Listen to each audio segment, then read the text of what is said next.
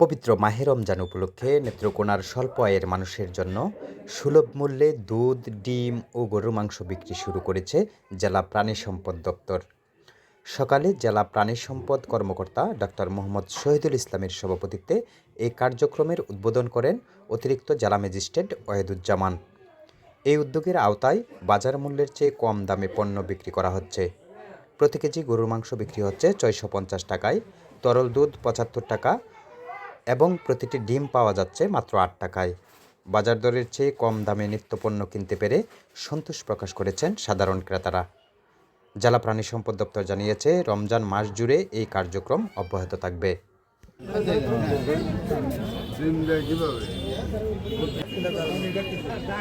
আমরা জানলাম আমাদের জেলা লাইভস্টক অফিসার মহোদয়ের কাছে যেটা মহৎ উদ্যোগ। আমরা জানি যে সদস্য সরকার যাতে আমাদের রমজান মাস আমরা জানি সংক্রমণের পাশাপাশি আমাদের ব্যয়ের বিষয়টাও জড়িত থাকে। প্রত্যেক বছর দেখা যায় যে রমজান আসলে কিছু কিছু পণ্যের কিন্তু কি লাগাম মূল্যের কি বৃদ্ধি করে, কিন্তু আমরা এবার দেখেছি কিন্তু এই জিনিসটা কিন্তু অনেকটাই। আমি আমার যদি কৃষিক্ষেত্রে বলি, কৃষি পণ্য কিন্তু যথেষ্ট সব নাগালের বাইরে আছে এবং আশা করি সামনেও থাকবে।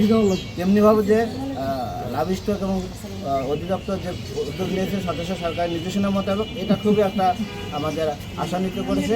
পাশাপাশি আমি যেটা বলবো যে আমাদের এই যে স্বল্প মূল্যের এবং স্বল্প আয়ের অথবা যেটা গরিব শ্রেণী যারা আছে, নিম্ন আয়ের মানুষ আছে, এই সুবিধা যেন তারাই পায়। এটা যদি করে তাহলে আমার মনে হয় আমাদের সরকার যে মহৎ উদ্যোগ সেটা সফল হবে। আরেকটি বিষয় লক্ষ্য বলবো, এখানে আমরা দেখছি যে গরুর মাংস 750 থেকে 150 টাকা, আর হচ্ছে ডিম হচ্ছে প্রতি পিসে 2 টাকা, মোটামুটি 2 টাকা, হালিতে হলো 8 টাকা।